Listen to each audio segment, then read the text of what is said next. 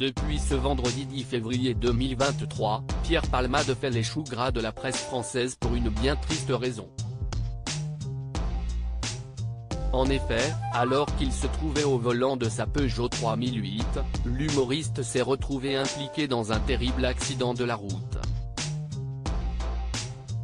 C'est sur la départementale 372, qui relie la ville de Melun à son domicile de Célie-en-Bière, qu'il a violemment percuté un véhicule qui circulait dans la direction opposée, avec à son bord une femme enceinte de 6 mois, son frère et son fils de 6 ans.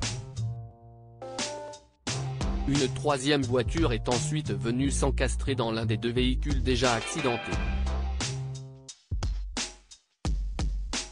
Grièvement blessé, Pierre Palmade a été héliporté jusqu'à l'hôpital du Kremlin-Bicêtre.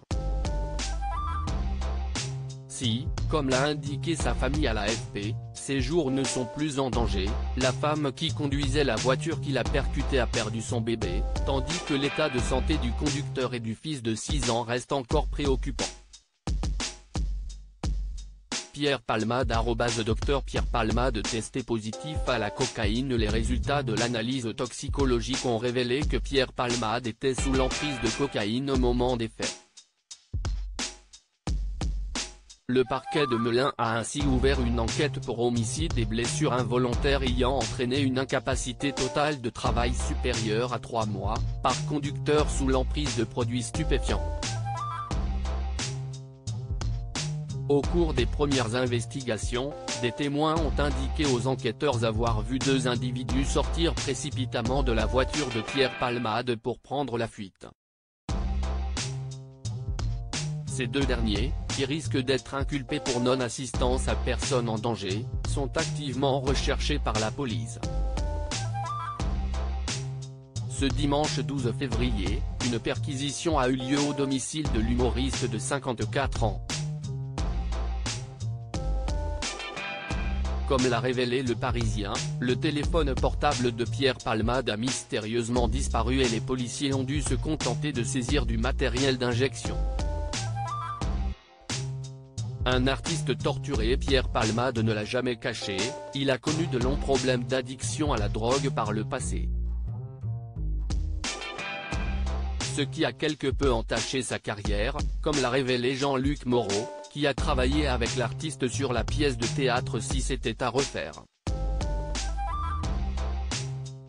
Lors de son passage en décembre dernier dans l'émission Chez Jordan, le metteur en scène a fait part d'une anecdote révélatrice à propos de l'addiction de Pierre Palmade à la cocaïne. « J'ai eu un petit souci le premier jour de répétition de la pièce. Il y a eu un problème de drogue. Ça m'a surpris. Il m'avait demandé 100 € pour aller voir un fournisseur. Et d'affirmer qu'il avait appelé son agent pour lui dire. Et ce dernier n'aurait pas été surpris par cette information, on va tout de suite vous rembourser, aurait-il répondu à Jean-Luc Moreau. Si est hallucinant. Je ne pensais pas qu'il allait me dire ça. Cette histoire qui a duré un après-midi. Je lui ai dit qu'on ne pourra pas continuer. De ce jour-là, pendant les répétitions et durant l'année, il était impeccable.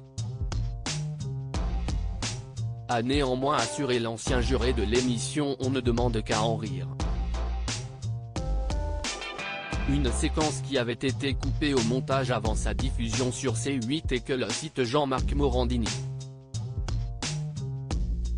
comme vient de dévoiler, il y a quelques heures, la chaîne d'infos en continu CNOU a révélé qu'un des 2 fuyards présents à bord du véhicule de Pierre Palmade s'était présenté dans un commissariat, où il a immédiatement été placé en garde à vue.